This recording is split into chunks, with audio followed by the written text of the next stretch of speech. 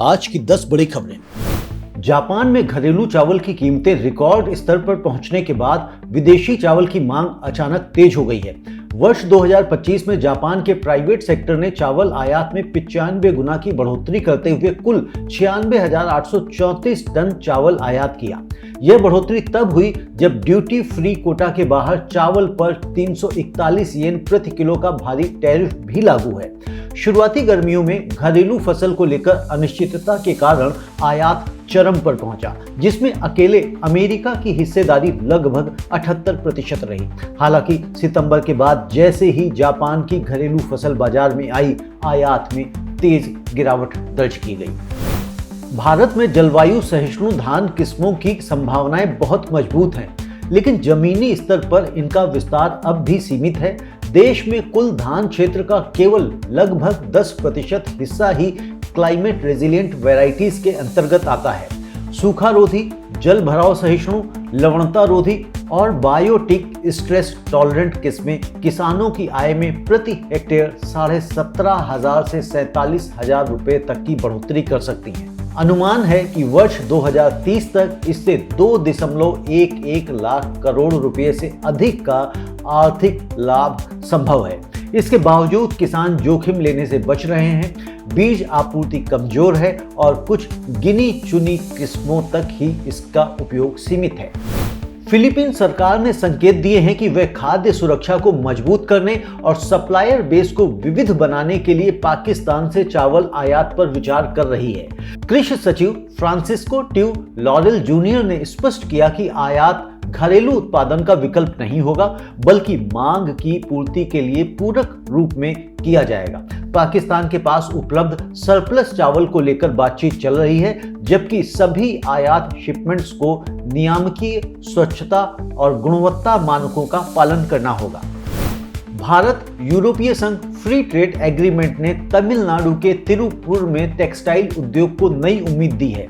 Exporters का मानना है कि टैरिफ घटने से यूरोपीय बाजारों तक पहुंच आसान होगी और निर्यात में करीब 15% तक की बढ़ोतरी संभव है। लंबे समय से वैश्विक प्रतिस्पर्धा और धीमी मांग से जूझ रहे अपैरल सेक्टर के लिए यह समझौता राहत की सांस जैसा है। हालांकि कुछ घरेलू उद्योग अब भी इस बात को लेकर सतर्क हैं कि कम आयात शुल्क का स्थानीय मैन्युफैक्चरिंग पर क्या असर पड़ेगा। इकोनॉमिक सर्वे ने सरकार को सलाह दी है कि यूरिया की कीमतों में सीमित बढ़ोतरी की जाए और उर्वरक सब्सिडी सीधे किसानों के खाते में ट्रांसफर की जाए। रिपोर्ट के मुताबिक कुछ सिंचित क्षेत्रों में उर्वरकों के अधिक उपयोग के बावजूद उत्पादन में अपेक्षित बढ़ोतरी नहीं हो रही है। फिलहाल अभी यूरिया के 45 किलो बैग की कीमत 267 रुपए है, जबकि डीएपी और एमओपी की कीमतें क्रमशः 1350 और 1600 पर नियंत्रित हैं। सरकार नाइट्रोजन, फास्फोरस, पोटाश और सल्फर पर भारी सब्सिडी दे रही है, लेकिन उसकी प्रभावशीलता पर सवाल उठ रहे हैं। Solvent extractors association of India ने 2026-27 के बजट से पहले सरकार को ज्ञापन सौंपते हुए घरेलू खाद्य तेल उद्योग को संरक्षण देने की मांग की है।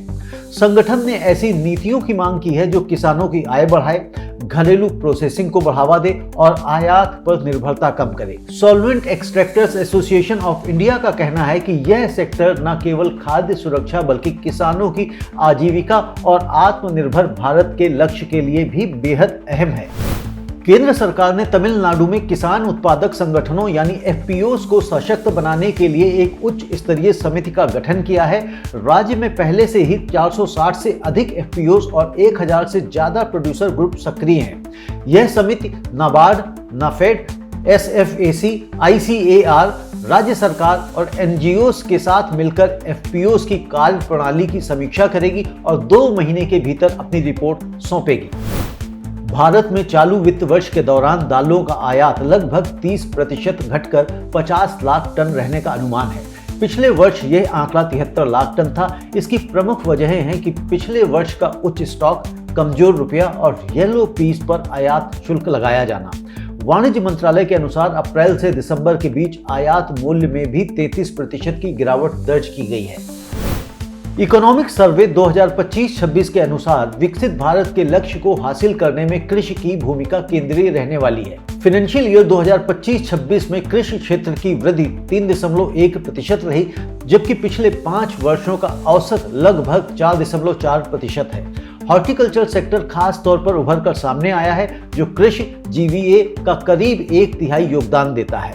फल, सब्जी और प्याज उत्पादन में भारत ने वैश्विक स्तर पर अपनी स्थिति और मजबूत की है। कृषि और व्यापार जगत से जुड़ी खबरों को देखने के लिए सब्सक्राइब करें कमोडिटी टुडे।